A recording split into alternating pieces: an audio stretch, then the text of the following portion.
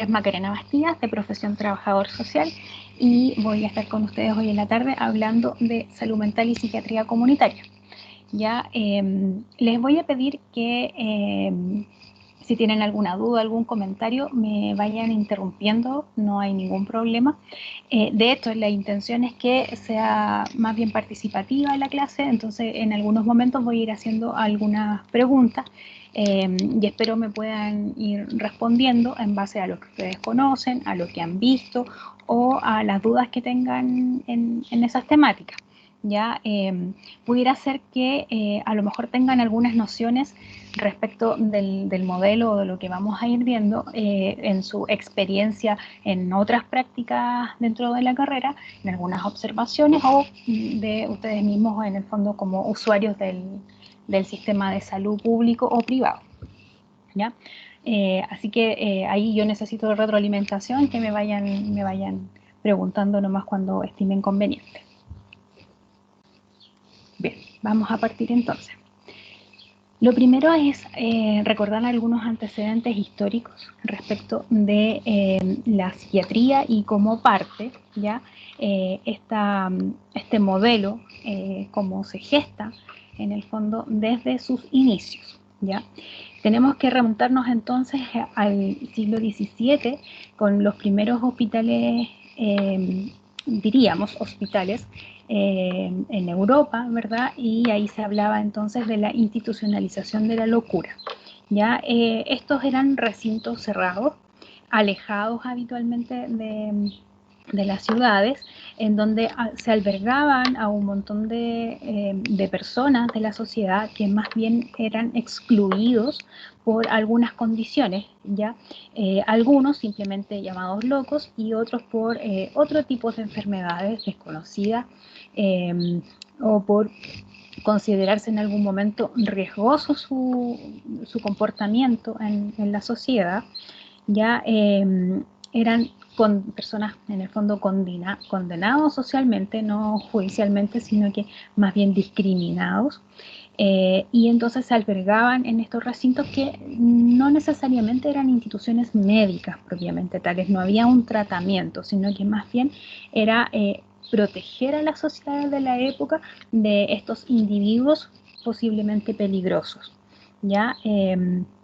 Desde ahí entonces surgen los primeros indicios de la institucionalización de la locura, diríamos. ¿Ya?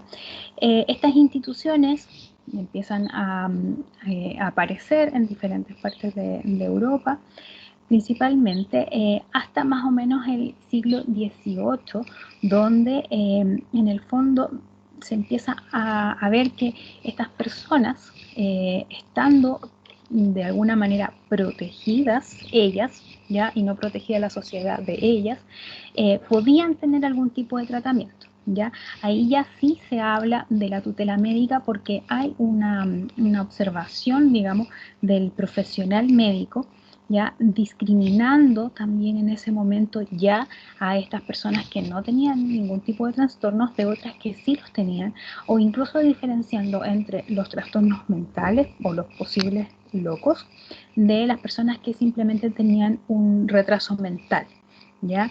Y sin embargo, independiente del tipo de patología o situación que llevaba a estas personas a este hospital psiquiátrico, ¿ya? O manicomio, ¿ya? Se, se veía la posibilidad de recuperación en algunos de ellos. ¿Ya? Además de personas que se encontraban en estas circunstancias de desmedro y de desprotección. Entonces, en ese sentido, jurídicamente ya se habla de que el médico tiene la tutela y la protección del enfermo que está recluido. Y hay un proceso terapéutico de alguna forma. ¿Ya? Ahí empieza la concepción del tratamiento moral, ya dentro del modelo asilar, en donde entonces, alejado de las urbes y de los peligros de esta sociedad, la persona en esta tranquilidad y en esta búsqueda de paz podía mantener cierta conducta más amigable, más sana, ¿verdad? Entre comillas, pudiendo entonces tener cierta recuperación y se transforma entonces este encierro en un proceso terapéutico en sí mismo. ¿ya? Ese es el asilo, entonces.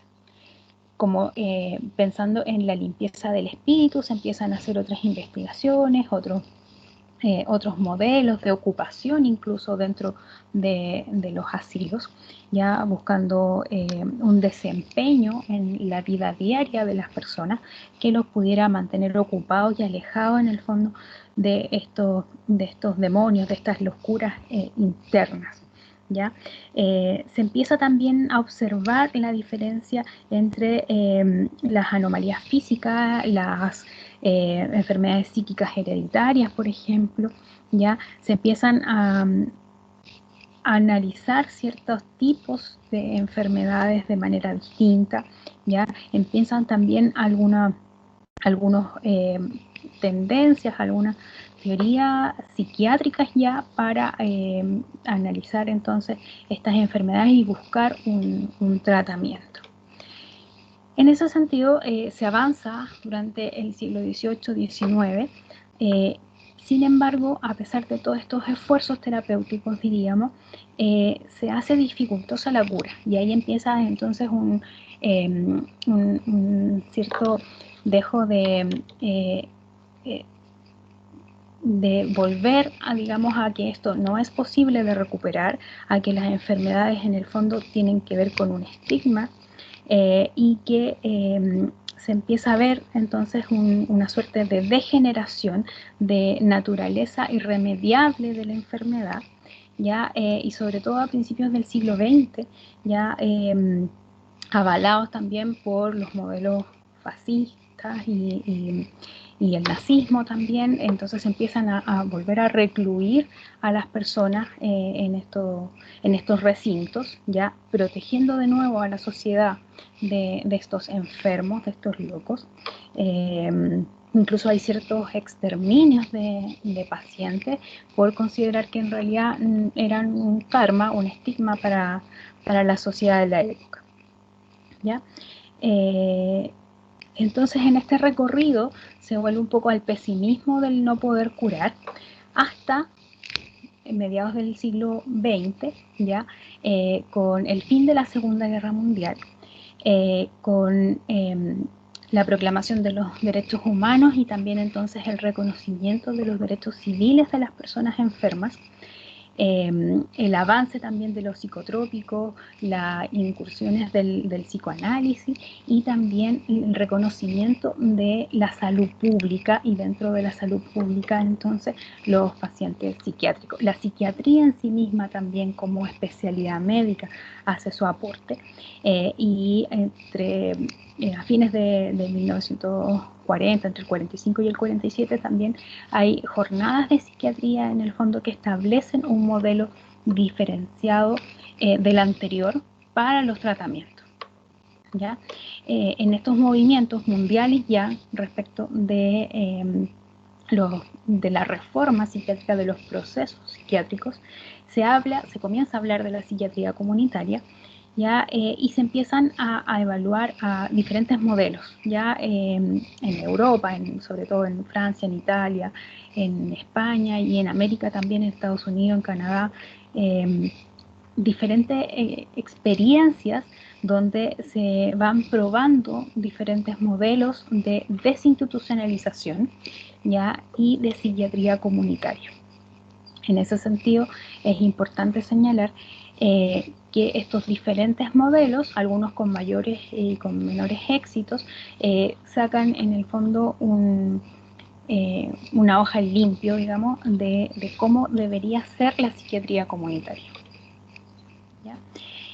En ese sentido, los conceptos más importantes o los hitos más importantes que en el fondo atraviesan todas estas experiencias tienen que ver primero con el cierre de los hospitales psiquiátricos, ¿verdad? En ese sentido, se evalúa el hospital psiquiátrico como una institución que promueve el aislamiento social, ¿ya? Que promueve el estigma y la marginación de los usuarios. Entonces, en ese sentido, no puede ser terapéutico, ¿ya? Y se habla entonces de la desinstitucionalización. En esta salida, ¿verdad?, de los hospitales psiquiátricos de los pacientes, se buscan nuevas formas de cuidado en la comunidad, ya con diferentes formas de apoyo de los especialistas, ya de las redes de servicios, y se evalúa además esta población que viene saliendo de los hospitales como una población vulnerable, una población que está en riesgo, y eso en el fondo da un trasfondo para hablar de política pública, ya de una población que tiene características similares y que en el fondo necesita de asistencia. La red de servicios, por otro lado, que se promueven a través del modelo de la reforma psiquiátrica, tiene que ver con establecer ciertos territorios de acción, ¿ya? De territorios determinados que tienen ciertas condiciones similares, donde se establece un flujo, ¿verdad?, de derivación con recursos humanos y financieros específicos también para la puesta y para la prestación de servicios, ¿ya? Surge el concepto de continuidad de cuidados entonces, ya que lo vamos a ver más adelante y que es súper importante que ustedes lo entiendan bien, cómo esta coordinación entre los diferentes servicios puestos en el territorio para poder abordar la atención del usuario, ¿ya? Y además, el otro elemento en común que tienen estas experiencias de la reforma psiquiátrica tiene que ver con la integración de los 3 niveles de atención, los 3 niveles clásicos de atención. Y ahí voy a pedir su ayuda porque no sé si me están escuchando, si alguien me puede ayudar diciéndome cuáles son los 3 niveles clásicos de atención.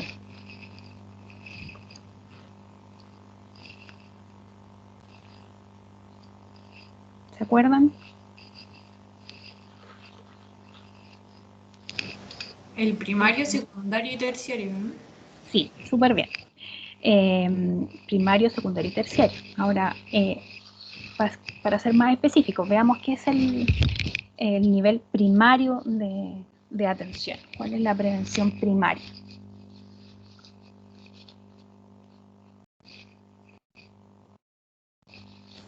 Me suena como a la atención de los SFA, la atención primaria. Claro, diríamos ahora en nuestro lenguaje actual se habla de atención primaria en los SFAM, ¿verdad? APS. Pero en realidad cuando hablamos de prevención primaria, ya de estos 3 niveles de atención, estamos hablando de la prevención. Eso es la reducción de la incidencia de la enfermedad. En el fondo que cada vez se enfermen menos personas, ¿ya? Eso sería entonces la prevención primaria, ¿ya? Que, ¿verdad? No por coincidencia, pero en el fondo es la tarea principal de atención primaria de nuestro sistema actual. Muy bien. ¿Cuál sería la prevención secundaria?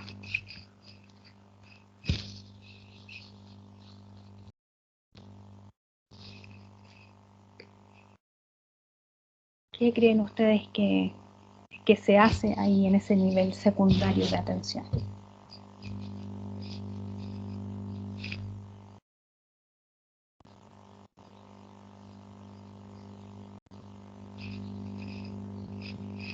Los ayudo ahí. Es en el fondo la atención curativa, ¿ya? Es por un lado la reducción de la prevalencia, ¿ya? Los esfuerzos ahí, ¿verdad?, más focalizados, la detección precoz y el tratamiento que sea oportuno y eficaz para la curación de la enfermedad, ¿ya? Y el último nivel es la prevención terciaria o la atención terciaria. ¿Cuál sería esa prestación? Ya tenemos prevención, curación, ¿y cuál sería el último? Un nivel de La parte del atención más tratamiento. central. Ahí hablaron al mismo tiempo, entonces no las escuché. El tratamiento más especializado.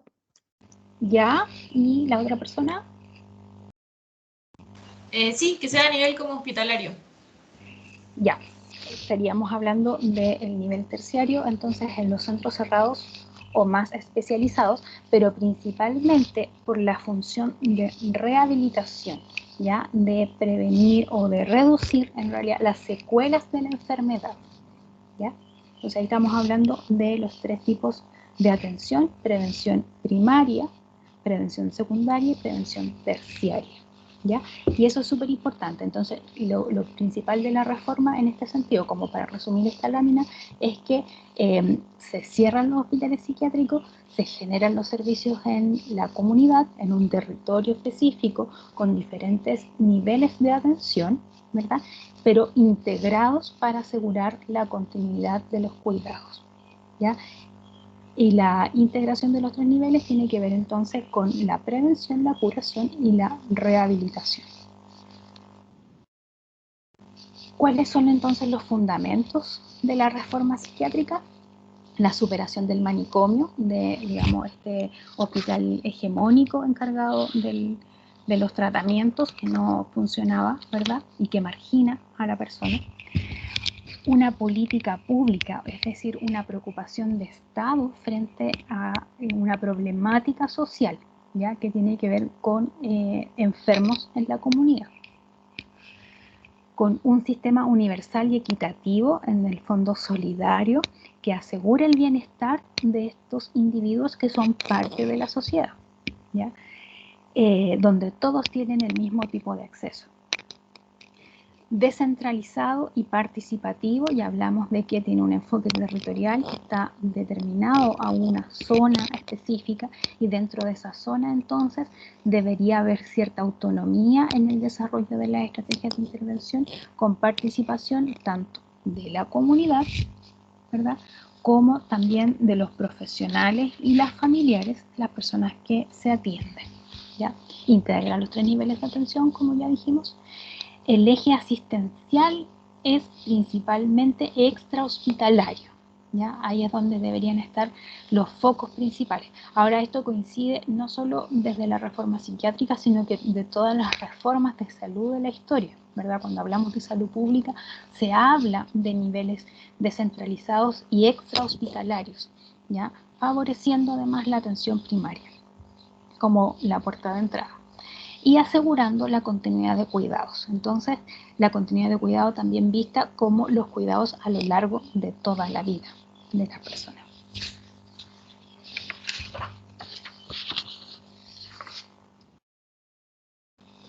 En resumen, ¿qué es la psiquiatría comunitaria? Después de la reforma, podemos decir que el modelo comunitario está centrado en la psiquiatría y en la salud mental comunitaria.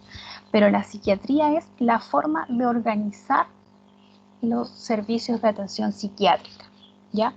No de la psiquiatría como especialidad médica, sino que de esta forma de mirar, ¿verdad?, la psiquiatría y los procesos de atención de los usuarios psiquiátricos, ¿ya? Entonces, esta nueva forma, esta nueva mirada, ¿verdad?, habla de la forma en que organizamos y ordenamos la atención que se brinda a los pacientes, ¿ya? Incluye la promoción, la prevención y los tratamientos mentales, como también la rehabilitación, e incorpora a los pacientes a la comunidad.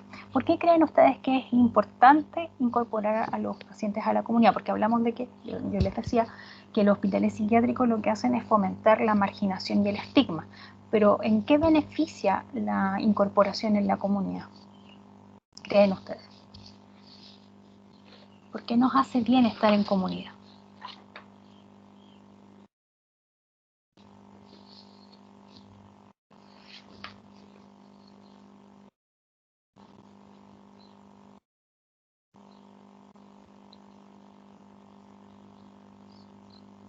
No escuché bien la pregunta. Yo les decía en una lámina atrás que el hospital psiquiátrico, ya el manicomio, en el fondo perjudica al paciente en el sentido que lo margina y genera estigma, ¿ya? Y en contraposición tenemos la psiquiatría comunitaria, que lo que nos pide es incorporar al paciente en la comunidad. Entonces la pregunta es, ¿por qué el paciente se vería beneficiado estando en comunidad?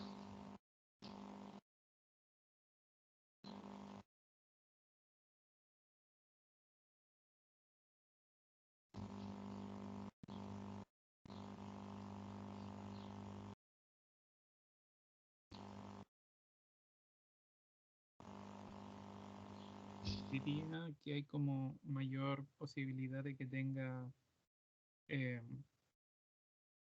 mejor capacidad social, mayor retroalimentación positiva de las personas.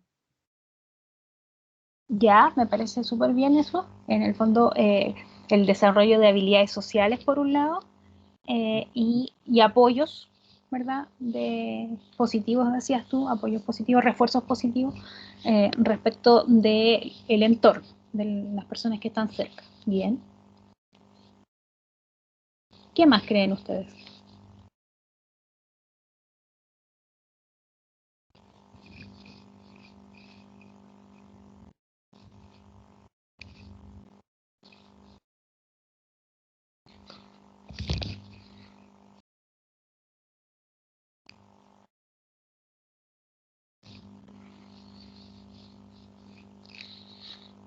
¿Cuál sería otro beneficio del paciente en comunidad?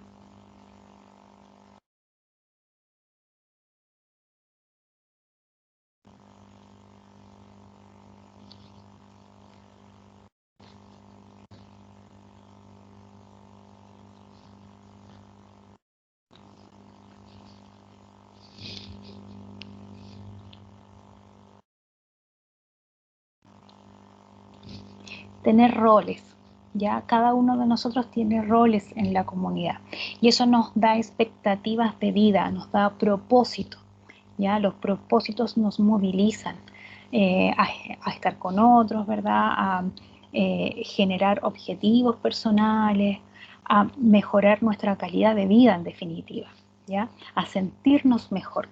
Ese es como el beneficio terapéutico finalmente de estar en comunidad. En ese sentido, lo que es la psiquiatría comunitaria tiene que ver con nuevas actitudes o formas en las que se hace la planificación y el ordenamiento de la atención. Es en el fondo un cambio de switch, de no enfocarse solo en la patología, sino que enfocarse en el bienestar de la persona, ¿ya?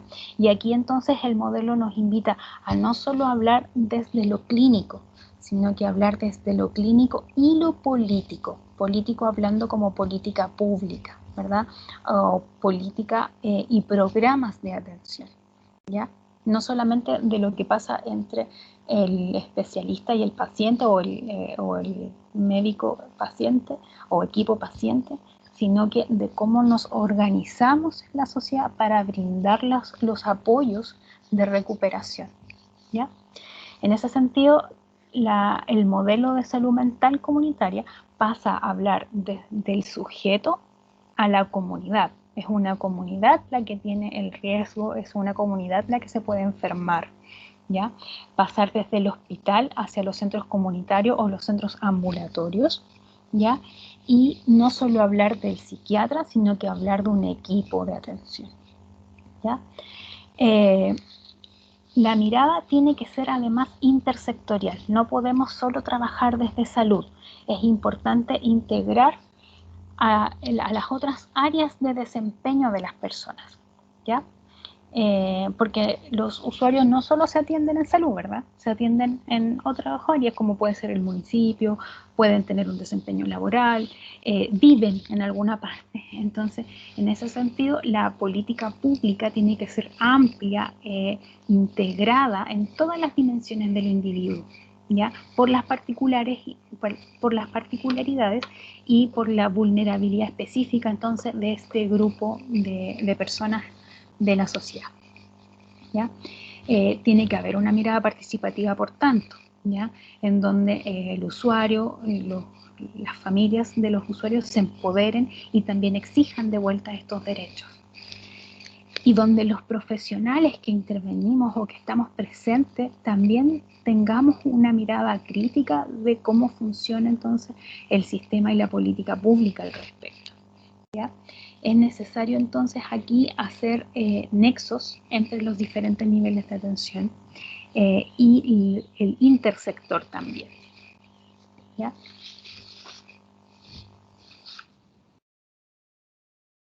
Es importante señalar que tiene que haber una preocupación no solo por la curación, sino que también por cómo prevenimos, ¿verdad? Lo que decíamos, y también cómo se disminuyen las secuelas o cómo hablamos de rehabilitación o en este caso ya con conceptos más actualizados de la inclusión inclusive,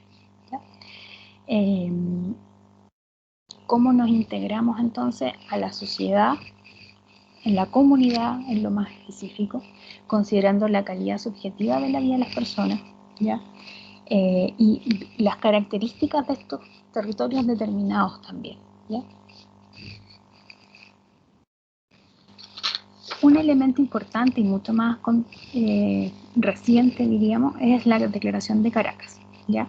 La Declaración de Caracas es un acuerdo, una declaración de intenciones, ¿ya? De los servicios latinoamericanos de psiquiatría, en donde se establecen algunos mínimos para el desarrollo de las políticas públicas de los países en términos de salud mental y psiquiatría comunitaria, ¿ya? Aquí cobra relevancia y se explicita en la declaración que lo más importante es la dignidad personal de los usuarios o de los pacientes, ¿verdad? Cuyos derechos humanos y civiles deben ser validados y protegidos. Ellos tienen, digamos, la posibilidad dentro de las políticas públicas de ejercer entonces sus derechos. Existen también a disposición de los equipos criterios técnicamente adecuados y racionales. Entonces tenemos que, por un lado, como política pública, tener presente en los territorios a disposición los servicios y recursos necesarios para los procesos terapéuticos, ¿verdad? Y los equipos de salud, por otro lado, ser racionales en su uso, ¿ya? Y eso tiene que ver con los esfuerzos terapéuticos que hacemos para entonces su recuperación o rehabilitación, ¿ya? Tiene que haber primero y ante todo una permanencia del usuario en el medio comunitario, ¿ya? Y aquí todavía hay algunas controversias, todavía no hay legislación en Chile que esté acorde a la Declaración de Caracas en ese sentido, ¿ya? Si bien se estipula, todavía existen malas prácticas respecto de la institucionalización de personas con trastornos psiquiátricos, ¿ya? Tiene que haber una permanencia en el medio por lo beneficioso que eso significa y lo perjudicial que pudiera ser la institucionalización entonces, ¿ya? La atención psiquiátrica debe estar ligada a la atención primaria. Yo les decía ya, la atención primaria es la puerta de entrada a nuestro servicio de salud, a nuestra red de salud pública, ¿ya? Y la atención primaria es la que tiene la tarea, ¿verdad?, de prevenir y detectar los casos en primera instancia, ¿ya? Y también la internación psiquiátrica en los casos que se requiera, a partir de la Declaración de Caracas, ¿verdad?, se plantea dentro de los hospitales generales, dejando ya atrás el modelo asilar de manicomio o de hospital psiquiátrico, ¿ya? En ese sentido marca el precedente para el comienzo del cierre de los hospitales psiquiátricos en todos aquellos países que adscribieron a la Declaración de Caracas y en Chile sobre todo. Desde ahí entonces se habla del Plan Nacional de Salud Mental y Psiquiatría. Comentarles que en Chile el desarrollo de la psiquiatría es similar a lo que explicábamos en el resto del mundo, en donde se establecen los hospitales psiquiátricos, los manicomios, los asilos, la casa de Urates, como digamos, la institución encargada de la psiquiatría hasta mediados del siglo XX, donde se establecen algunas estrategias comunitarias exitosas en todo Chile, sobre todo en Concepción y en Santiago, que empoderaban fuertemente los recursos comunitarios, ya descongestionando entonces los servicios especializados para capacitar y educar a las comunidades en torno, por ejemplo, al alcoholismo, que era una de las patologías de salud mental que impactaba fuertemente a la sociedad de la época, bueno, y todavía, ¿verdad? En ese sentido, con el golpe militar hay una retracción de estas medidas, se suspenden todas estas intervenciones comunitarias por temas políticos, ¿verdad? Y se vuelve al hospital psiquiátrico en alguna medida durante la época de la dictadura militar, ¿ya? Hasta los 90, cuando hay una, ¿verdad? Hay una amplia mirada respecto de rescatar los elementos desarrollados previo al golpe militar y actualizar las estrategias de intervención y de política pública como se estaba haciendo en el resto del mundo, ¿ya? En ese sentido, en 1994 se lanza o se elabora el primer Plan Nacional de Salud Mental y Psiquiatría, pero a mí me gusta más el Plan Nacional de Salud Mental y Psiquiatría del 2001, ¿ya? Siento que este documento marca una declaración de intenciones real y una guía para toda la política pública que estamos actual, ¿verdad? Que estamos realizando desde esa fecha en adelante, donde además se integran en su elaboración procesos participativos con paneles de expertos nacionales e internacionales, se involucra también a la academia y a la formación de médicos y de otras profesiones también que intervienen fuertemente en la salud mental, ¿ya?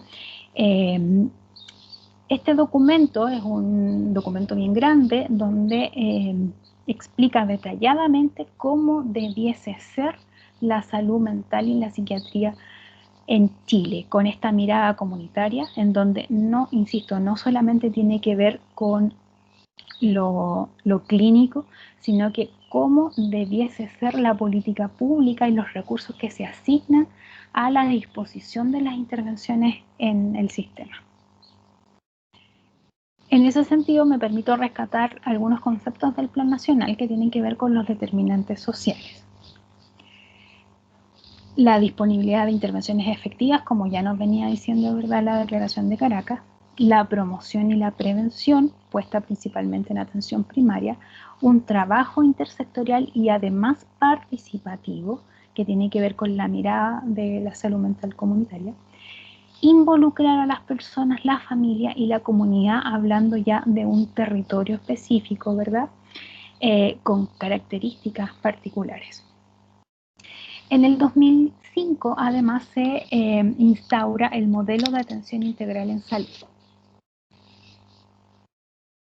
Y aquí yo tengo una lámina con algunos conceptos, pero no sé si me pueden ayudar explicando qué se entiende por el modelo de atención integral en salud, el MAIS, o el modelo salud mental el modelo de salud familiar comunitario. ¿Quién me ayuda ahí un poco?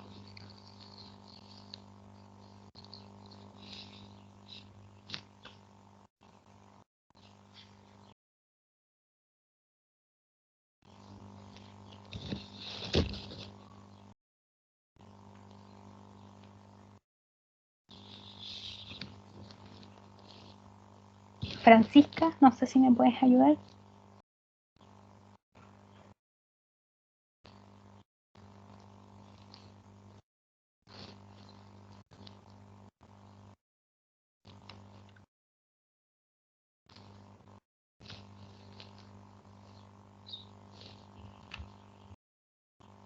Francisca.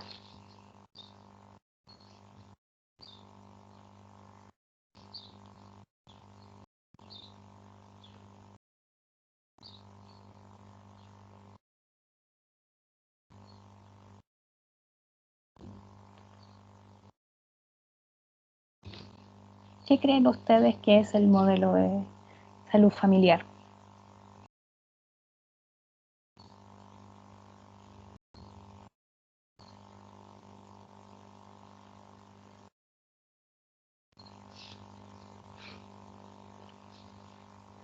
¿Han tenido clases ya de salud familiar? No, creo que es el próximo año. Pero de lo que han ustedes visto en sus prácticas o en las otras clases, ¿cuál es la idea que tienen?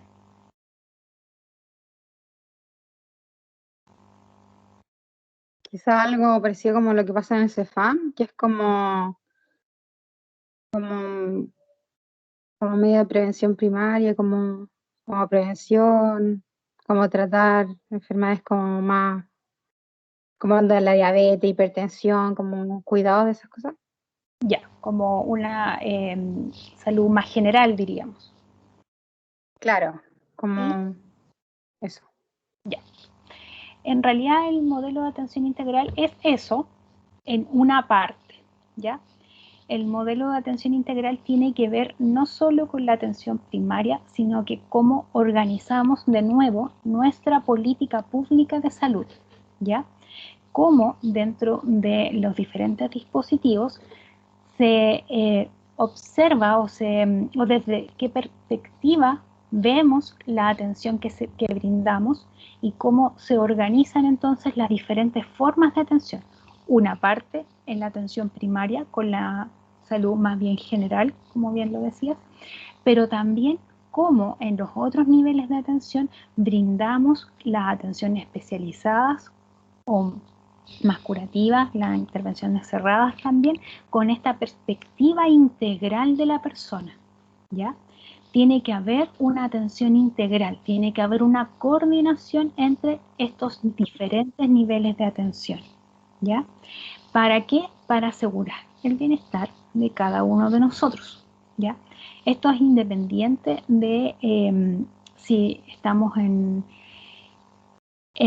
la salud pública atendidos o en la salud privada. Deberían funcionar más o menos de la misma manera, ¿ya? Brindar todas las atenciones específicas en el momento en que se requieren, ¿ya? Por eso se habla de la continuidad de los cuidados. Y tiene que ser centrada en las personas, ¿ya? En ese sentido, es importante señalar que tiene que haber participación social, tiene que haber una atención centrada en las necesidades de los usuarios y de los territorios específicos, ¿ya? Entonces, el modelo no solo tiene que ver con atención primaria, sino que cómo organizamos toda la red de atención. Ahora, eso tiene harto que ver con lo que yo les decía del modelo comunitario de salud mental, ¿ya? Estos dos modelos se integran en la red de salud mental comunitaria, ¿ya? Siendo el modelo de atención integral en salud más amplio que el de salud mental porque da el marco, ¿verdad? De la red completa. Y salud mental, en el fondo, nos habla de una de las áreas a intervenir, ¿ya? Pero sin embargo tienen muchos elementos en común. Ambos están centrados en la persona y su entorno. Lo primero que tenemos que ver enfrente entonces no es a un paciente, sino a una persona que vive en interacción con su familia, que vive en una comunidad específica, que es multidimensional y que no solamente tiene una patología, probablemente tenga más de una, pero además tiene otras dimensiones de su persona, ¿ya? Además tiene roles que cumplir tanto en su familia como en su comunidad, ¿ya? En este enfoque territorial además tenemos que ver cuáles son los recursos presentes en la comunidad. Por ejemplo, otras instituciones que brinden soporte, apoyo, instancias de interacción, ¿ya? O que generen algún tipo de riesgo, como pudiera ser, por ejemplo, una situación medioambiental, algún tipo de trabajo que genere algún riesgo o estresor adicional para la persona y para su salud, ¿ya? En donde además tenemos que tener súper presente que esta persona tiene derechos y que tiene en el fondo la posibilidad de ejercerlos durante los procesos de intervención, ¿ya? Y además tenemos que asegurar en la red la continuidad de cuidados, ¿ya? Que vamos a ir desarrollando más adelante. ¿Cuáles son las prestaciones que se dan en salud mental? ¿Ya? Y estas están establecidas desde el Plan Nacional del 2001 y se han mantenido vigentes. Estas son las prestaciones que damos todos los días dentro de los diferentes dispositivos de la red, ¿ya?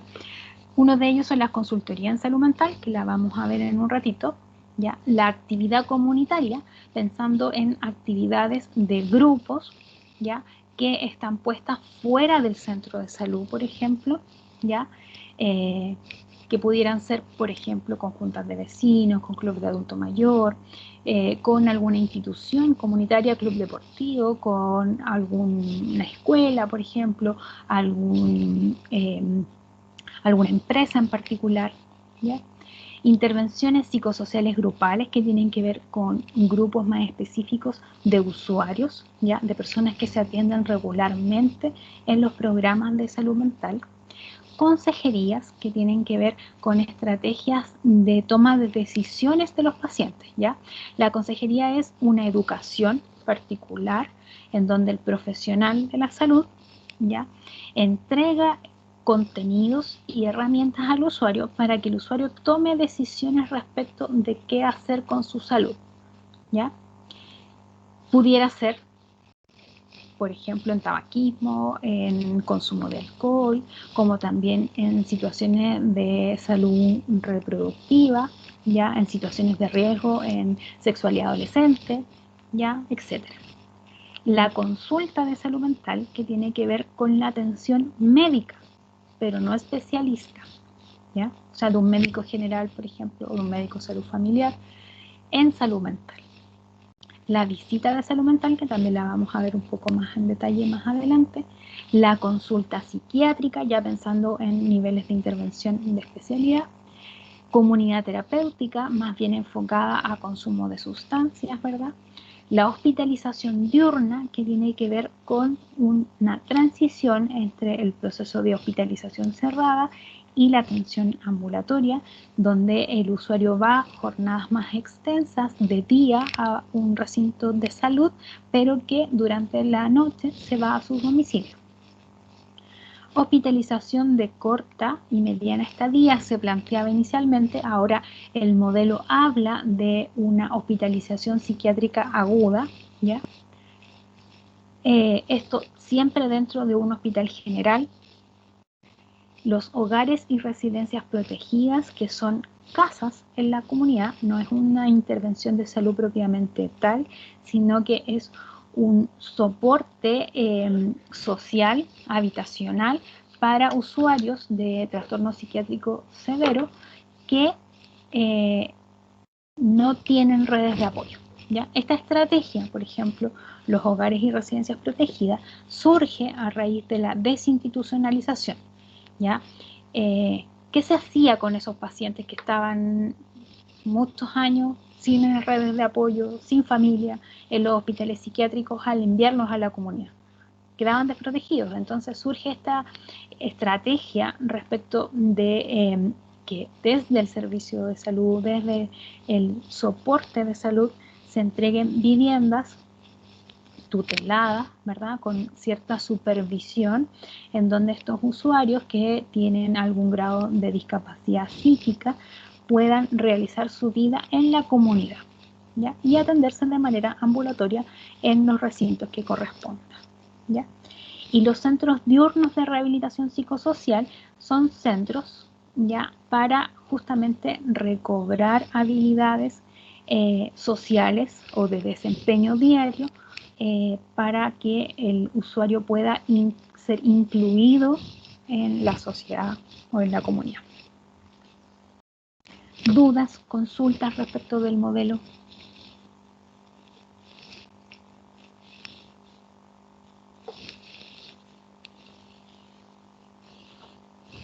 ¿Todo claro hasta aquí?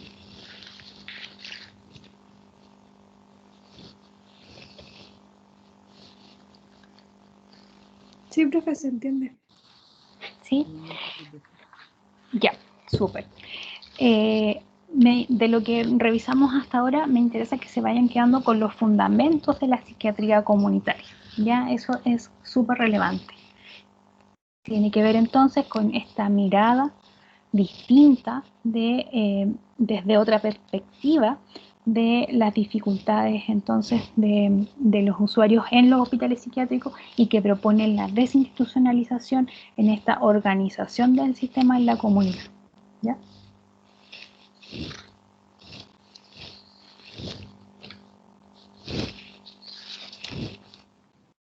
Ahora, ¿cómo actualizamos el modelo en nuestra realidad actual? ¿ya? ¿Cómo modernizamos entonces esta mirada que yo les decía desde el 2001 ahora? Porque efectivamente en 20 años han habido cambios, han habido descubrimientos científicos, médicos, desde las ciencias sociales también, ¿verdad? Hay una perspectiva de derecho distinta a la que había hace 20 años atrás. La integración de otras profesiones en los equipos también ha tenido una mirada distinta de las intervenciones específicas desde lo clínico, pero también desde la toma de decisiones políticas y administrativas. Entonces, ¿cómo se da en esa actualización del modelo?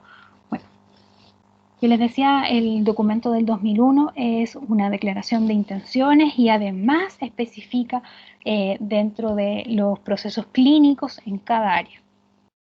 Para hacerlo de una lectura más fácil, entonces ahora tenemos dos documentos. Uno, que es el Plan Nacional de Salud Mental, que es esta declaración de intenciones y la guía hacia dónde tienen que apuntar los programas y las políticas públicas. Y también está la red temática de salud mental, que es en el fondo el manual de cómo debería integrarse entonces el modelo de salud mental comunitaria dentro del modelo de atención integral en salud, ¿ya? De cómo deberían estar puestas los diferentes centros de atención en la red, ¿ya? Vamos primero con el plan, ¿ya? Y ahí en el fondo rescatar los conceptos de salud y de salud mental. Salud, bueno, ahí ustedes ya lo ven, es un estado de complemento de bienestar físico, mental, social, o sea, integral, ¿verdad? No solamente de la ausencia de afecciones o enfermedad, sino que este estado de bienestar, ¿ya? Y en salud mental hablamos de este estado de bienestar integral, ¿verdad? Del individuo que es consciente de sus capacidades y puede afrontar las tensiones normales, que puede trabajar de forma productiva y fructífera y es capaz de hacer una contribución a su comunidad. Entonces, aparte del concepto de bienestar, que es subjetivo, lo integramos dentro de un contexto, ¿ya? Donde hay problemas, pero que esta persona tiene los recursos personales y comunitarios suficientes como para hacer frente entonces a estas problemáticas de la vida diaria. En ese sentido se nos plantea el modelo de los dos continuos, ¿ya? Que es un modelo que habla entonces de cómo en un eje horizontal, ¿verdad? Tenemos por un lado la ausencia de enfermedad y por otro la enfermedad mental severa o una enfermedad psiquiátrica grave, también podríamos decir. Y en el nivel vertical tenemos en la parte superior un óptimo nivel de salud mental y en la parte inferior un bajo nivel de salud mental. En este sentido, ¿verdad? Lo que nos dice este modelo es que independiente de si existe o no enfermedad, yo puedo tener un nivel de salud mental o de bienestar óptimo, ¿ya?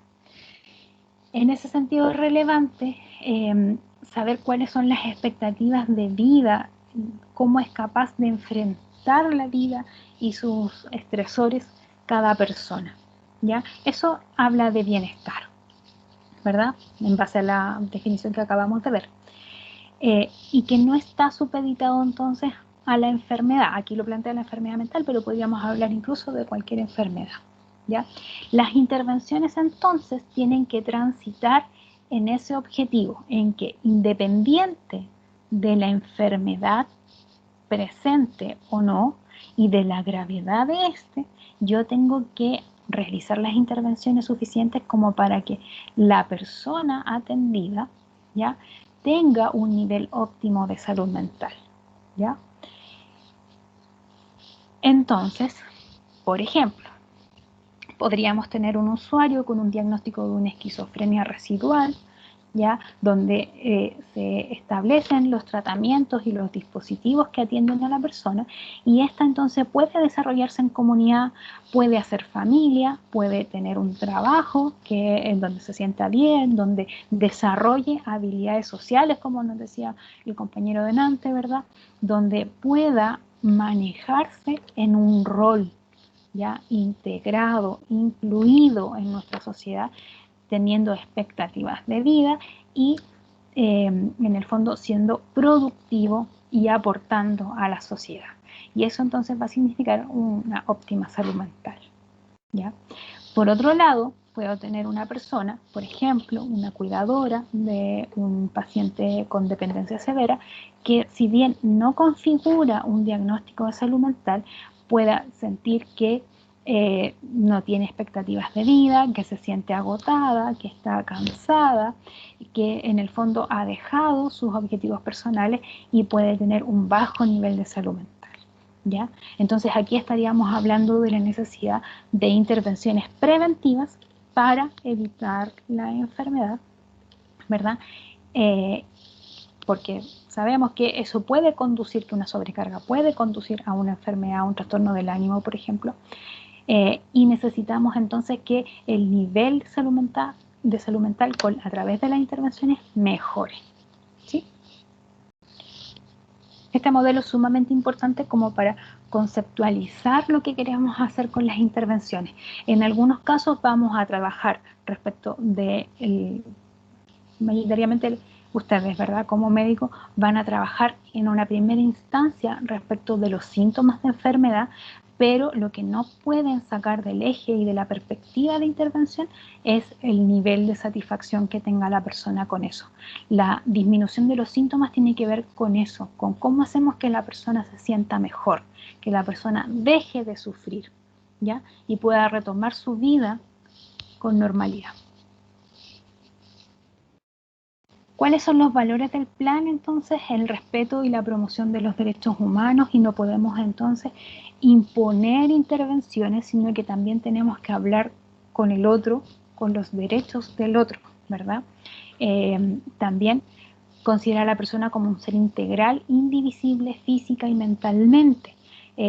Pudiera ser que incluso la enfermedad mental en algún momento afecte físicamente a la persona, pero tenemos que no dividirlo, no separarlo, no darle controles diferenciados a lo mejor, sino que siempre estar preocupado de la integralidad de la persona.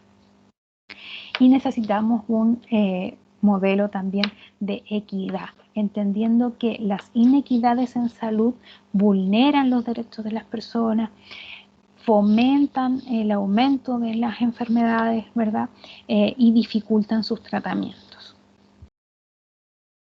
Desde el modelo de gestión de red temática también rescatamos entonces algunos conceptos que tienen que ver justamente con las determinantes sociales, como el conjunto de factores personales, sociales y políticos y ambientales que determinan el estado de la salud del individuo y de las poblaciones. Entonces, lo que tenemos que decir aquí es que la salud de las personas está determinada en gran parte por las condiciones sociales en las que éstas viven y trabajan, y además median entre los procesos de estratificación social. En ese sentido, la salud es responsabilidad tanto del individuo como del Estado. Y aquí les voy a pedir su apoyo nuevamente para que, entendiendo el concepto de determinantes sociales, me den un ejemplo de en qué circunstancias la persona, el individuo, es responsable de su condición de salud y en qué otras circunstancias el Estado es responsable de las determinantes sociales que afectan la salud. ¿Ya? Entonces necesitamos dos ejemplos. Uno de la responsabilidad individual, otro de la responsabilidad del Estado. Entendiendo que las determinantes sociales son todas las condiciones que favorecen o perjudican el desarrollo de las enfermedades.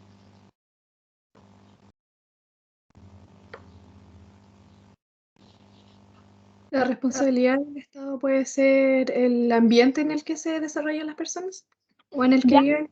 más específicamente, a ver, como... A ver, por ejemplo, recuerdo que se hablaba mucho de tener áreas verdes y en cómo eso impactaba en la salud de las personas en comunidad. Entonces eso es como responsabilidad del Estado tener plazas o lugares bonitos como para las comunidades. Ya, ¿y en qué nos puede influir las áreas verdes en nuestro estado de salud? La actividad física. Por Por ejemplo, ejemplo, ya. si salen, se recrean, hay máquinas de ejercicio y cosas así. Ya. Entonces, la actividad física como factor protector y de tratamiento, ¿verdad?, de las enfermedades. Es Efectivamente, algo súper básico, pero igual influye bastante. súper bien. En realidad, ahí efectivamente uno esperaría que las autoridades administrativas y políticas se preocuparan de las áreas verdes. Si bien hay lugares donde uno como parte de la comunidad, como individuo puede hacer, la mayor parte tiene que ver con cómo se destinan, por ejemplo, a través de los planes de reguladores, cuáles son las áreas verdes. Así que súper buen ejemplo como para la responsabilidad del Estado o de la autoridad administrativa política. ¿Qué otros ejemplos se les ocurren? ¿Cómo me pueden ayudar ahí?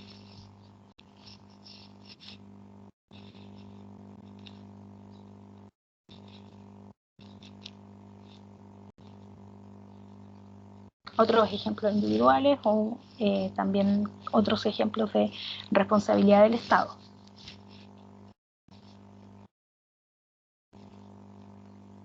Individual puede ser, por ejemplo, si es que la persona trabaja, en qué área trabaja también, y si es que tiene tiempos libres. Ya, por ejemplo, a ver, ¿cómo podríamos tomar una responsabilidad individual respecto de en qué trabajo o desarrolla un poquito más la idea, como para entenderlo? Por ejemplo, depende de cada persona, eh, en qué área trabaja. Ahora bien, no siempre una persona decide sus horas libres, pero eh, hay algunos trabajos que son más demandantes que otros y hay trabajos que dan muy pocas horas libres. Uh-huh. Como por ejemplo nosotros en el área de la salud eh, tenemos pocas horas libres y eso también puede llevar a que una persona tenga una vida muy apurada, estresada y no tenga mucho tiempo para cuidarse de a sí mismo. Ya, pero hay como para redondear la idea. Esa disponibilidad de horas libres depende de cada uno de nosotros.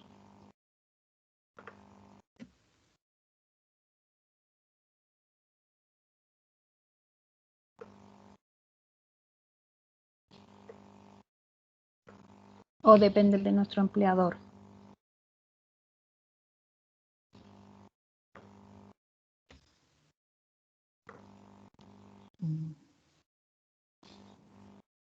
O sea, sí, dependen del empleador, pero ¿Verdad? Y ahí podríamos hablar entonces de una regulación laboral a lo mejor, y ahí yo le podría dar una responsabilidad al Estado. Ahora, sí, entendiendo como el ejemplo, a lo mejor independiente de la cantidad o de la disponibilidad de horas libres, la responsabilidad individual podría estar en qué hago de esas horas de descanso.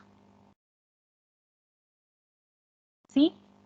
sí, Y ahí sí podría ser mi responsabilidad individual, por ejemplo. ¿Ya? Si efectivamente las ocupo de descanso o tengo actividades, no sé, que pudieran ponerme en riesgo o que podría incluso perjudicar mi desempeño laboral posterior, ¿verdad? ¿Ya? Pero bien, o sea, ahí tenemos, por ejemplo, una situación en donde se conjugan tanto la responsabilidad del Estado como de la responsabilidad de cada uno de nosotros. ¿Ya? Nada pareciera ser tan determinante de exclusiva responsabilidad. ¿Mm? ¿Qué otro ejemplo de responsabilidad individual podrían darme?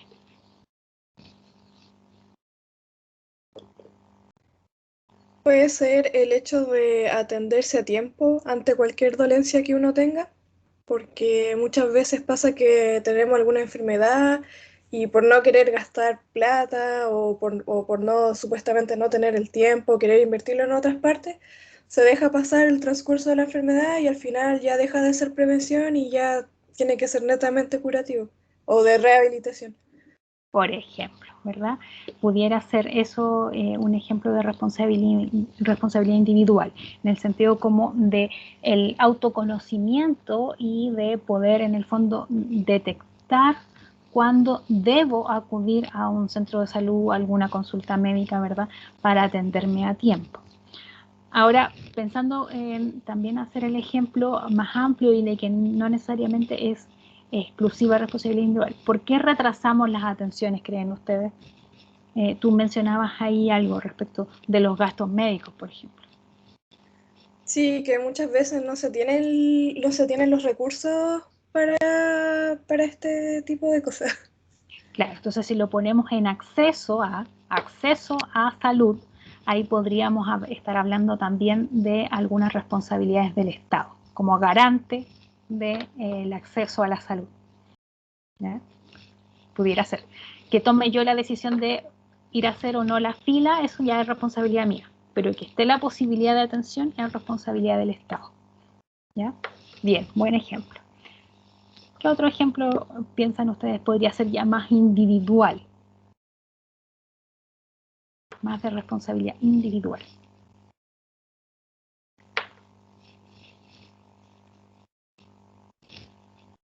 ¿Podría ser seguir las recomendaciones que se nos dan, tanto en las instancias de educación como ya después posterior cuando uno va con un médico o otro profesional y se le indica ciertas cosas, uno ya depende de uno, no sé, pues seguir las dosis, las recomendaciones? Sí, esa es una responsabilidad individual, teniendo ya la información, ¿verdad? Yo estaba pensando incluso antes de la enfermedad, respecto, yo les decía, hay una prestación que se llama consejería, ¿verdad? Donde no es un consejo, sino que es una conversación educativa para la toma de decisiones. Por ejemplo, tengo consumo incipiente de tabaco. El profesional de salud me hace la consejería donde me explica cuáles son todos los riesgos asociados al consumo de tabaco. Y aún así yo decido seguir fumando, ¿ya? Esa es una responsabilidad individual. Yo ya tengo los contenidos, ¿verdad? Tengo los conocimientos, el sistema me entregó el acceso a la educación, ¿verdad? Pero es decisión mía el consumo posterior de tabaco, ¿ya? Y así también otras indicaciones como planteaba ahí la compañera. Muy bien, entonces aquí hay diferentes tipos de determinantes sociales, ¿verdad? Hay unas que son responsabilidad individual, hay otras que están como en el límite entre algunas que pasan por algún acceso, pasan por alguna posibilidad o toma de decisiones del Estado, pero que también tienen que ver en alguna medida con las que me afectan más directamente o las que yo puedo intervenir, pero hay otras que están por sobre, ¿verdad? Que tienen que ver con decisiones más técnico-políticas, ¿ya? Diríamos incluso algunas como las que mencionamos, pero también otras que tienen que ver, por ejemplo, con decisiones de contaminación ambiental, de zonas de sacrificio, ¿ya? O la que hablábamos, por ejemplo, al principio respecto de algunas consideraciones desde las legislaciones laborales, ¿ya? Donde yo directamente como individuo, como parte de la comunidad, no tengo tanta interferencia, ¿ya? Sino que me toca en alguna medida acatar. Las determinantes sociales en el fondo nos dan luces también de las inequidades en salud. Hablábamos de, por ejemplo, el acceso a los dispositivos de salud. Y ahí tenemos una inequidad, como también salud en los diferentes territorios, ¿verdad? En Chile, si bien tenemos el mismo sistema de salud pública para todo el territorio nacional, va a depender de cada región, de cada comuna incluso, y de cada sector dentro de cada comuna, cómo sea el acceso específico a la salud, por distancia, por facilidades, ¿verdad? Por incluso el personal de salud que nos atiende, ¿ya? De los recursos, de la infraestructura, etcétera.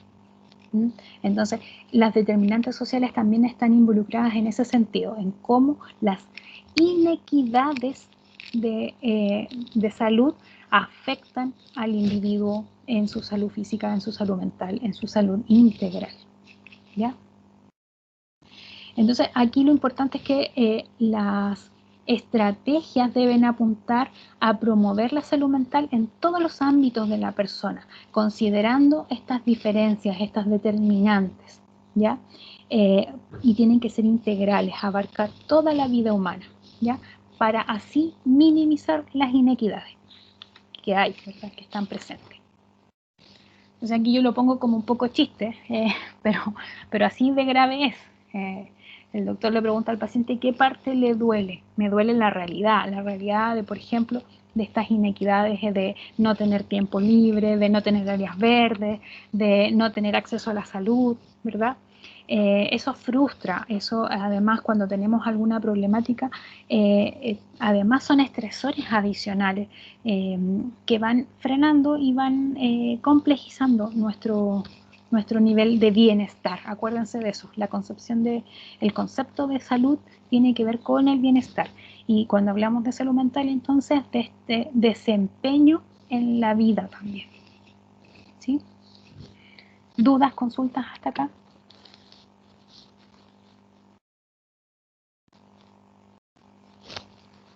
¿No? Sigamos entonces. Bueno, otro enfoque importante de nuestro modelo de red temática tiene que ver con el enfoque de curso de vida, ¿ya? Que es donde en el fondo vemos cómo a lo largo de las diferentes etapas de nuestra vida, de nuestro ciclo vital individual, se van acumulando tanto efectos como positivos como negativos respecto de nuestra salud, nuestro bienestar, ¿ya? Entonces la intervención en las diferentes etapas de la vida tiene que ver con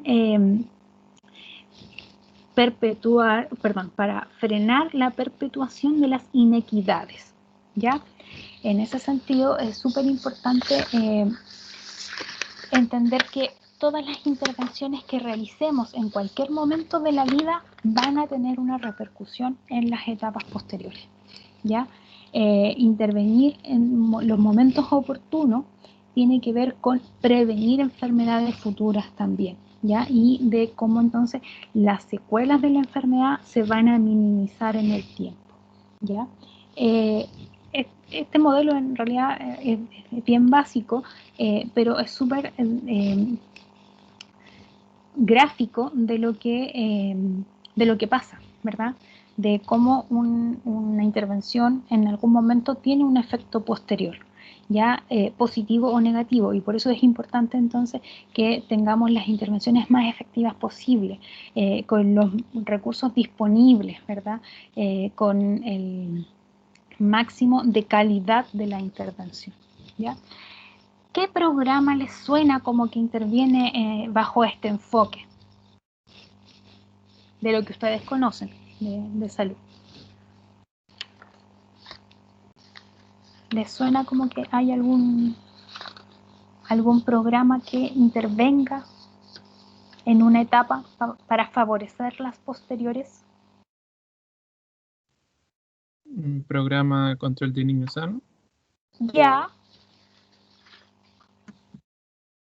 el programa del control del niño sano, ¿verdad? Es un programa muy antiguo, que en el fondo son controles preventivos, ¿ya? O promocionales que tienen que ver con la detección de enfermedades o de rezagos, ¿ya?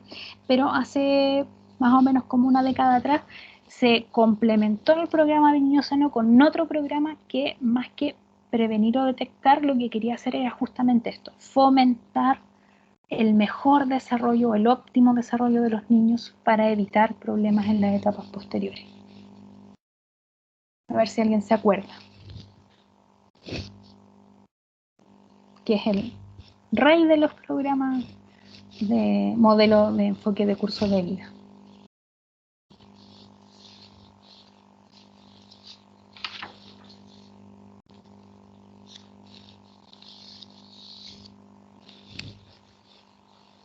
¿Qué programa de niños les suena?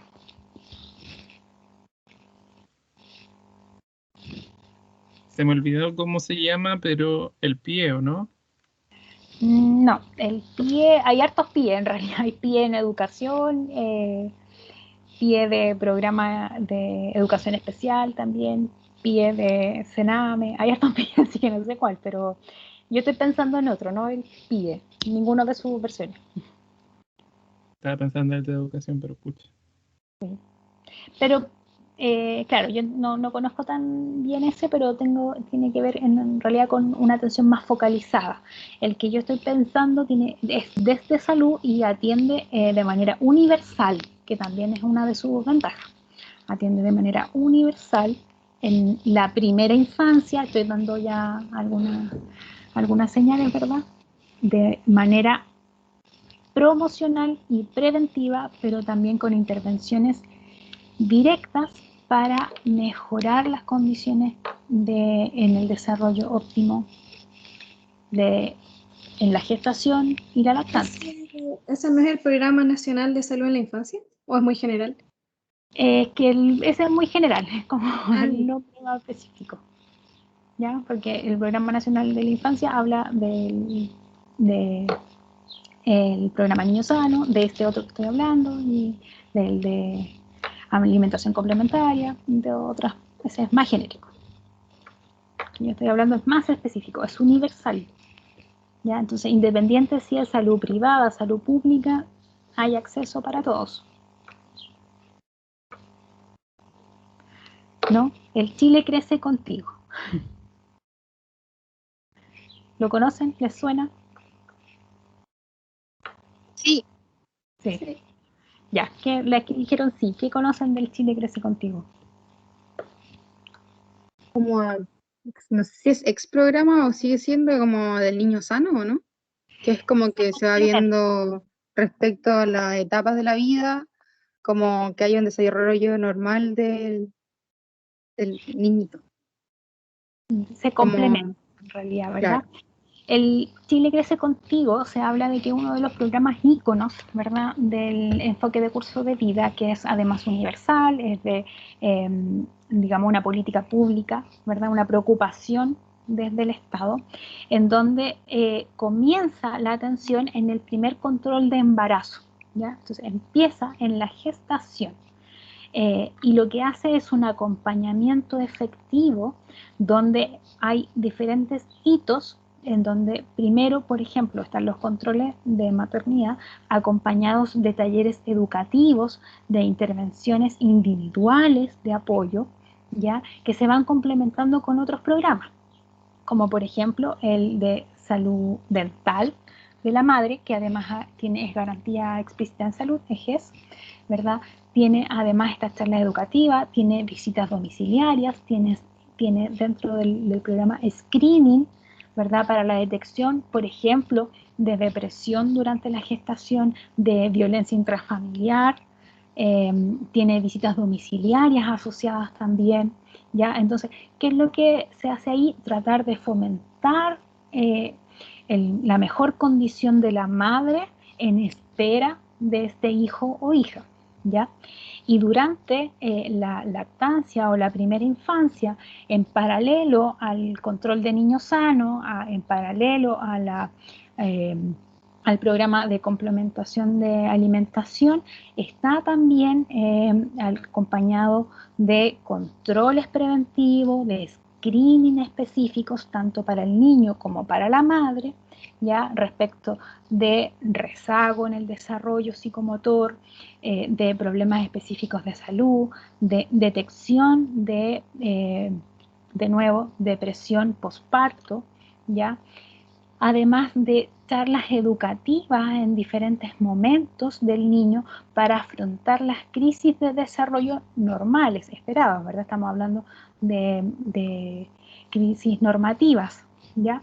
En las diferentes etapas, en los diferentes momentos vitales del niño, ¿ya? Entonces, es un programa que aborda integralmente a la diada de la madre y del niño y que además en algunas instancias puede incorporar a otros integrantes del grupo familiar, como pudiera ser un acompañante en el parto, ¿ya? O acompañante en la crianza durante los primeros años de vida, ¿ya? ¿Y cuál es el foco de esto? Optimizar el desarrollo del niño, ¿ya? Que estén las mejores condiciones dadas para el desarrollo del niño y la superación de estas etapas para partir efectivamente en las etapas siguientes, por ejemplo, hablando del nivel escolar. ¿Sí? O sea, ahí tenemos un súper buen ejemplo de este enfoque de curso de vida. Otro elemento importante es el cómo vemos nuestra red. Ya nosotros estamos acostumbrados a decir, ¿verdad?, a este nivel de atención básica donde ponemos atención primaria, que es el que mayor cantidad de de población abarca, dónde están los menos recursos, ¿verdad? Para ir subiendo hasta llegar a la alta complejidad y lo que nosotros llamamos, ¿verdad?, la hospitalización o atención cerrada, como los hospitales donde hay más gasto, pero se atiende a menos población. ¿Ya? Este es nuestra pirámide clásica de atención. Pero la invitación entonces del modelo es a ver una red poliárquica, horizontal, donde en el fondo el centro de las atenciones está en la atención primaria, ¿ya? Donde efectivamente se atiende a la mayor cantidad de la población, pero también donde se resuelve la mayor parte de los problemas de salud, ¿ya? Y que está conformada por diferentes nodos o puntos de atención, dispositivos, ¿ya?, con diferencias en el uso de las tecnologías de apoyo, ¿verdad?, con sistemas en el fondo que permiten la interconexión y la coordinación directa entre los diferentes nodos o dispositivos o puntos de la red, ¿ya?, para asegurar la atención del paciente, ¿ya?, siendo APS el centro y no la base, ¿ya? Yo les decía, atención primaria, esta frase la voy a repetir muchas veces, pero es porque me interesa que les quede grabado. Atención primaria es la puerta de entrada y el usuario siempre va a ser de atención primaria, aunque se atienda posteriormente en un centro especializado, en un hospital o donde sea, en el servicio de urgencia, siempre va a ser de atención primaria, porque nuestro sistema nos indica que uno tiene que estar inscrito en su red territorial para tener acceso cuando se requiera a los otros dispositivos. ¿Ya? ¿Se entiende? Entonces, la idea es no más pirámide, sino que más bien ver este diagrama poliárquico, ¿ya?, donde ninguno es más importante que el otro, que tiene que ver con la horizontalidad de la atención, ¿ya?, donde tiene que ver en el fondo con esta atención integral. En esta red integral necesitamos de la continuidad de cuidado. Yo lo he nombrado varias veces, pero ahora lo voy a explicar un poco más en detalle. También es súper importante que retengan el concepto. Es un proceso que involucra un movimiento sucesivo e ininterrumpido de usuarios entre los diferentes nodos o niveles de atención, ¿ya? Incorpora la temporalidad de las acciones y la articulación entre los diferentes puntos. Temporalidad porque si bien puedo atenderme en los diferentes nodos, los diferentes niveles, cuando yo lo requiera, es solo en el tiempo que se requiera, ¿ya? Y la articulación tiene que ser de ida y vuelta, tiene que ser armónica, no tiene que ser en el fondo disgregada, no puede perderse información en el proceso, ¿ya?, que es la queja frecuente de los que nos atendemos en el sistema de salud público, ¿verdad?, que el otro equipo de mayor o de menor especialidad no tiene las competencias, no tiene la información. En salud mental pasa que tengo que contar todo de nuevo, ¿verdad? Esos son los comentarios que queremos evitar con el concepto de continuidad de cuidado, ¿ya? Espero que no la hayan visto todavía, pero la lámina que viene tiene que ver con la referencia y la contrarreferencia, ¿ya?, que es cómo derivo entonces desde un nodo a otro, ¿verdad? La referencia y la contrarreferencia, la interconsulta, en otros términos, es la derivación administrativa, es el acto administrativo para una intervención asistencial en otro nodo, que habitualmente es de mayor complejidad o de mayor especialidad, ¿verdad? Eso se llama referencia, y si devuelven al paciente al nivel de menor complejidad o especialidad es contrarreferencia, ¿ya? Entonces tenemos, para asegurar la continuidad de cuidado, las interconsultas. ¿Ustedes conocen las interconsultas? Probablemente han visto alguna interconsulta.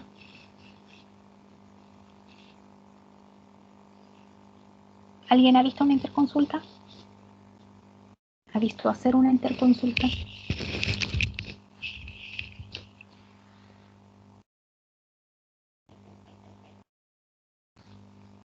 ¿En alguna práctica de observación? ¿En alguna pasada por algún servicio?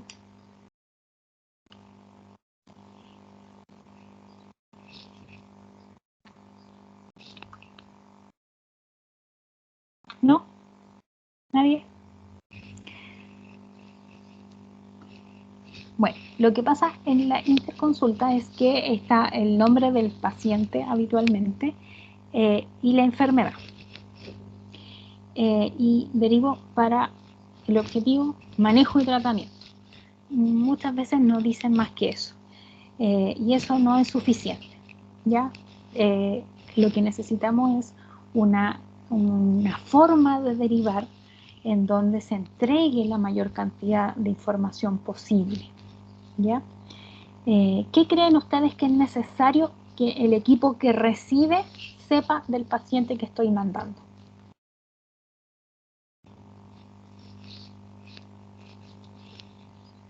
¿Por qué viene? ¿Por qué viene? Ya. El motivo de la interconsulta. ¿Cuáles podrían ser esos motivos?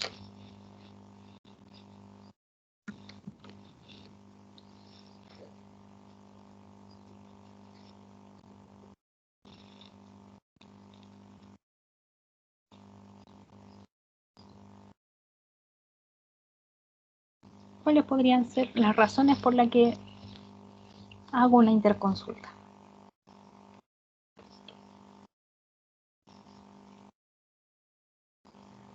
Podría ser que el paciente necesite un tratamiento que yo no estoy capacitado para dar, por ejemplo, una cirugía, algo así. Ya, un tratamiento específico. Muy bien. ¿Qué otra cosa?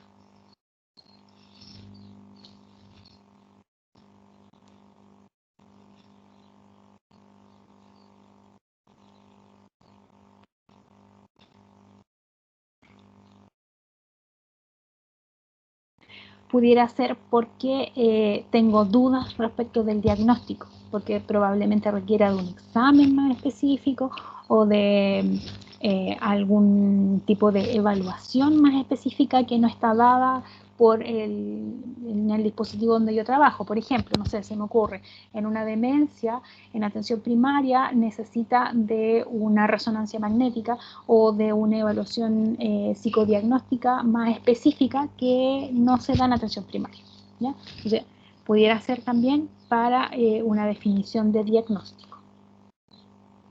Yo tengo la sospecha, ¿verdad? Pero no lo puedo confirmar.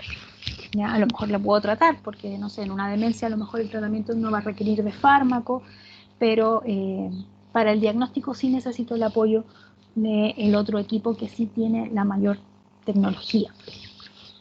¿Ya? Entonces estamos derivando por el motivo.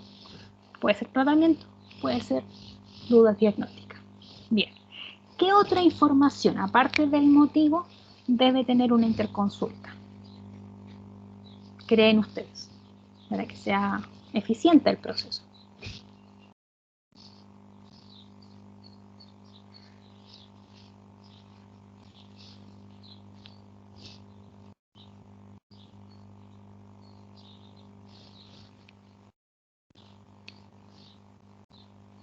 ¿Antecedentes del paciente? ¿Cómo cuáles? Antecedentes familiares, de enfermedades previas. Ya. ¿Qué otra cosa?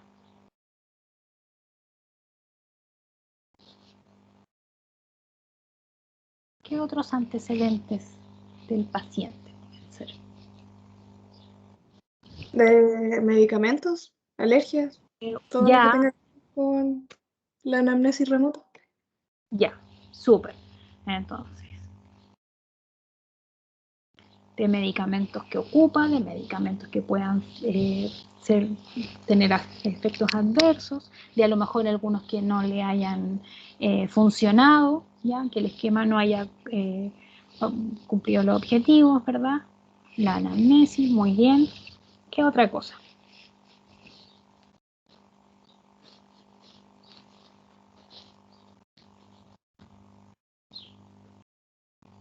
¿Puede ser algún examen que ya haya tenido antes que pudiera ayudar? Ya, Como estudios de imágenes, tal vez que pudiera ayudar al profesional. ya exámenes previos, ¿verdad? Muy bien. Ahí yo podría poner también, por ejemplo, pensando en salud mental, en mi entrevista clínica, ¿verdad? cuáles son los antecedentes que yo logré rescatar en la entrevista y los que dan el fundamento, por ejemplo, para duda diagnóstica o para el diagnóstico que requiere del tratamiento específico. ¿Ya? Súper bien. ¿Qué otra cosa? Así como yo estoy anotando aquí, por ejemplo, tiene el motivo de la interconsulta, que puede ser para tratamiento o para duda diagnóstica, y respecto de los antecedentes, antecedentes familiares, antecedentes mórbidos previos, medicamentos de uso, medicamentos anteriores, algunos medicamentos de riesgo, anamnesis, exámenes. Yo agregué además los antecedentes de la evaluación específica o de la entrevista clínica.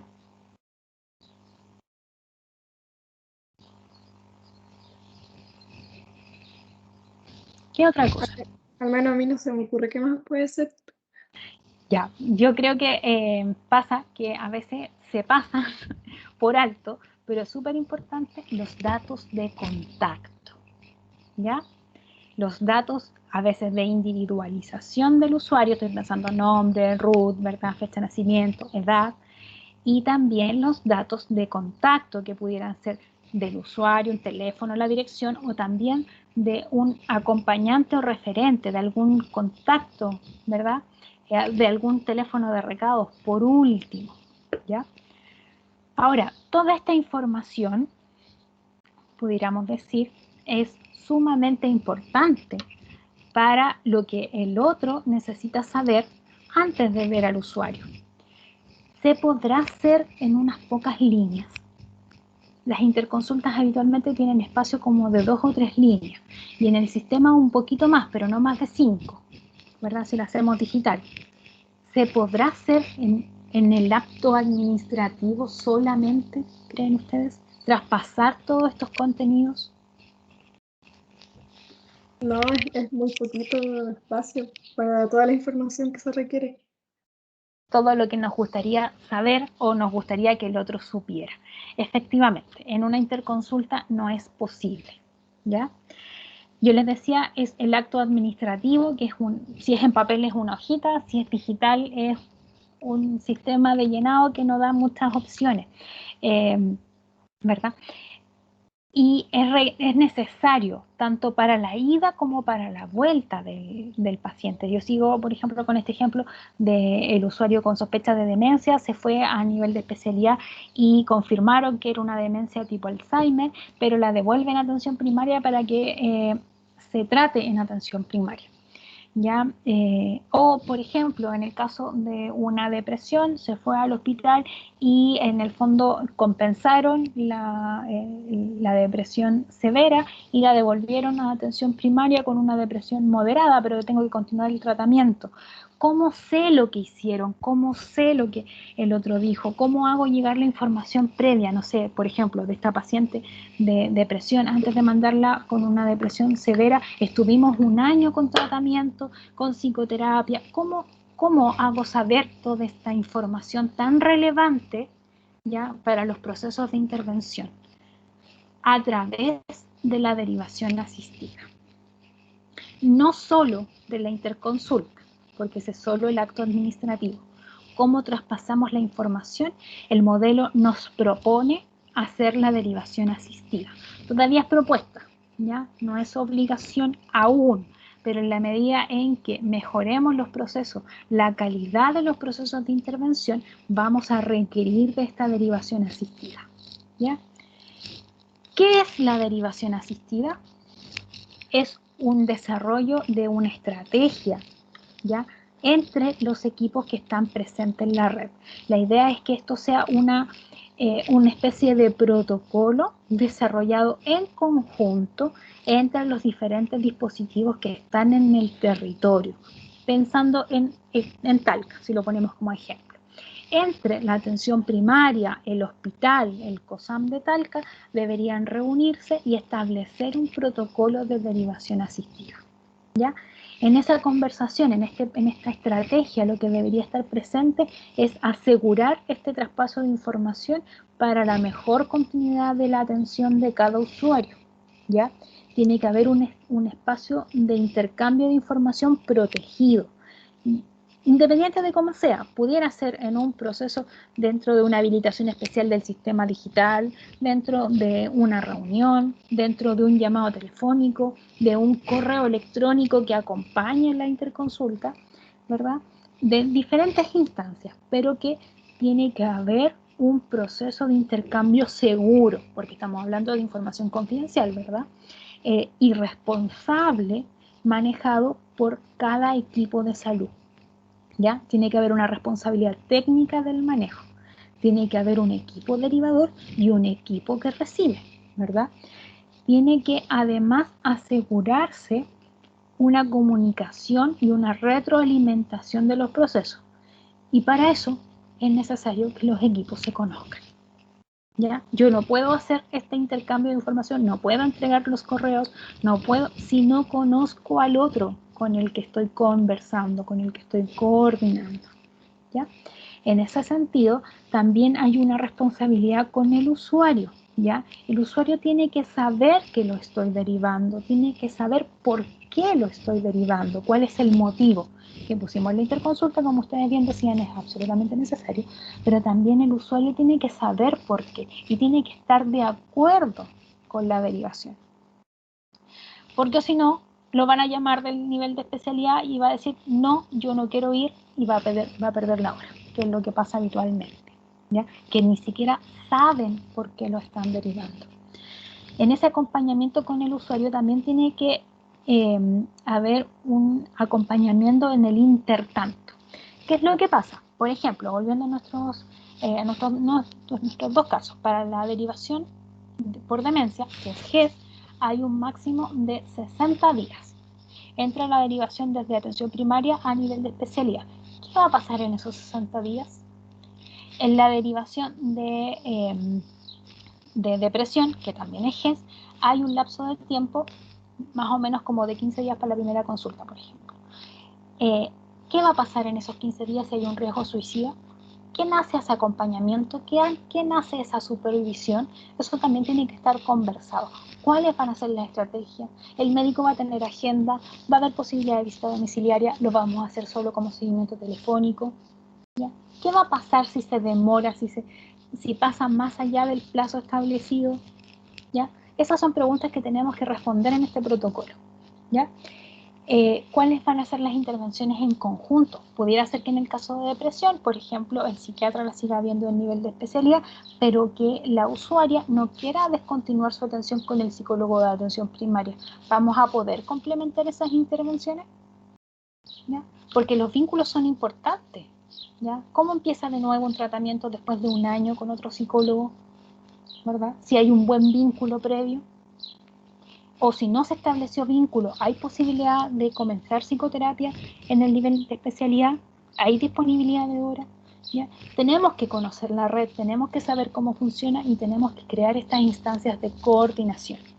¿Ya? La sobrecarga asistencial muchas veces nos da el pie para, pero hay que buscar las instancias y los espacios. ¿Ya?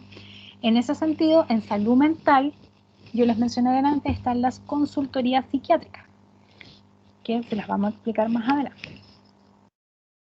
Ahora, ¿cuándo y por qué derivar? El modelo nos plantea dos distinciones para la referencia en la red.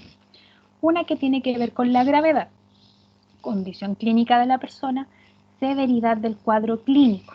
Esto tiene que ver entonces con qué tan grave es la sintomatología del cuadro, ¿verdad? ¿Qué tan riesgoso es la discapacidad, por ejemplo, en este momento, o el riesgo vital de la persona?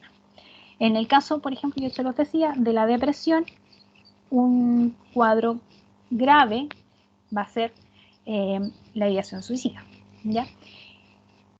Por ejemplo, en el caso de la esquizofrenia, a lo mejor los síntomas psicóticos, ¿verdad?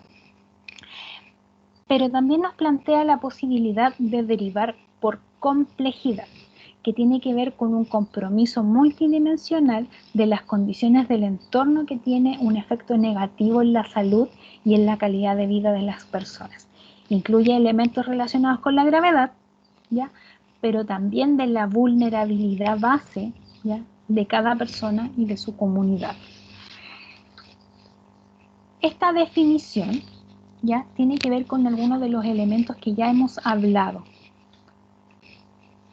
¿Qué se les ocurre? ¿Qué concepto les viene a la mente después de haberme escuchado este par de horas ya? Respecto de la complejidad. ¿Cuáles serían esos elementos multidimensionales que afectan negativamente la salud de la persona y que tienen que ver con la persona y con su entorno? ¿Qué concepto hemos escuchado ahora durante la tarde que pudiera hacer sentido con esto de la complejidad? Los determinantes de la salud. Perfecto, muy bien. ¿Verdad? Tiene que ver en el fondo con eso, con estas condiciones propias o del ambiente de los que tengo al lado que van a perjudicar el tratamiento o la evolución del cuadro. ¿Ya? En salud mental, pensando en un caso de depresión, ¿cuáles serían estas condicionantes, ¿verdad? Multidimensionales, psicosociales, determinantes sociales que pudieran afectar el desarrollo del cuadro propio de la depresión? ¿Qué se les ocurre?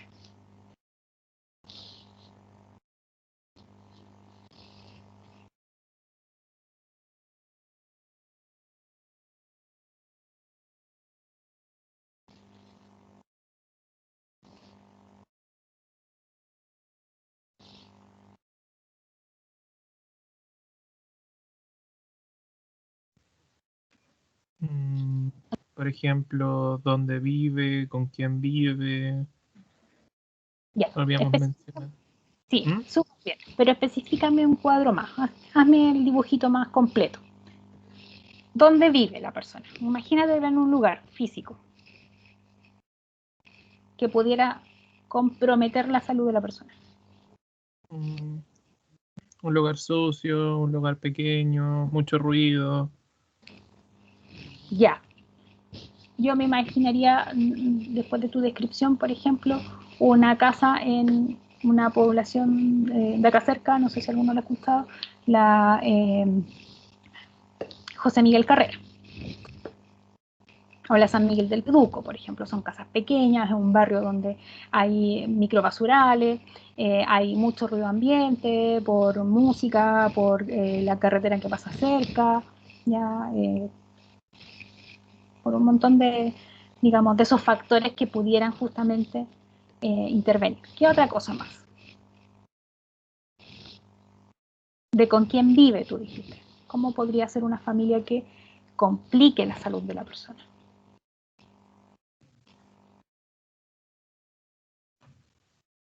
Para una persona con depresión se me ocurre, por ejemplo, niños o muy pequeños o muy grandes que no estén en la casa. Ya, pensando por ejemplo en el niño pequeño, pudiera ser que genere un nivel de atención, ¿verdad? Que requiera de cuidados adicionales, lo que puede ser estresor, ¿verdad? Un lactante, por ejemplo. ¿Ya? Y de niños más grandes que no estén en la casa, se me ocurre pensar en adolescentes que pudieran estar en alguna situación de riesgo adicional y que la preocupación también genere algún estresor. Muy bien, ¿ya? Entonces tenemos una mujer, pensando que tenga hijos adolescentes de unos 30 y tantos, 40 años, que tiene hijos adolescentes, que tiene hijos pequeños, que vive en una población con alto riesgo social, ¿verdad? Donde existen vecinos que son ruidosos, donde no hay entornos con áreas verdes, ¿verdad? Donde hay microbasurales, como dijimos.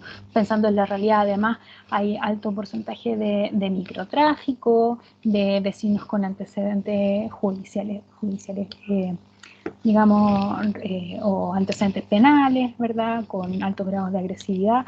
Eso sería un ambiente que complejice el cuadro, ¿verdad? Porque son preocupaciones, son estresores y no vemos mucha posibilidad de ayuda comunitaria. Entonces sí podría agravar el cuadro. Y ahí entonces pudiéramos estar dentro de una depresión moderada, pero derivarla porque no hay redes de apoyo efectivas. ¿Ya? Eso podría ser una condición entonces para esta complejidad. ¿Ya? Ahora, lo que pasa habitualmente es que los sistemas están instalados para las interconsultas o las derivaciones solo por gravedad. Y es misión de nosotros, de los que trabajamos en salud, de ustedes que van a ser los que trabajen en salud, que se vea la complejidad del cuadro, porque no es lo mismo intervenir con una mujer que sí tiene red de apoyo, que tiene una situación económica, que tiene ayuda en el cuidado de sus hijos, con una que no, ¿ya? Evidentemente las energías que estén puestas en el tratamiento de parte de ella, su responsabilidad individual en el tratamiento, como decíamos también antes, se va a ver interferida, ¿ya? Entonces tenemos que ponerlo, explicitarlo en nuestros tratamientos y en nuestras derivaciones, ¿sí? ¿Se entiende la diferencia y cómo se complementan los conceptos? ¿Dudas, consultas al respecto?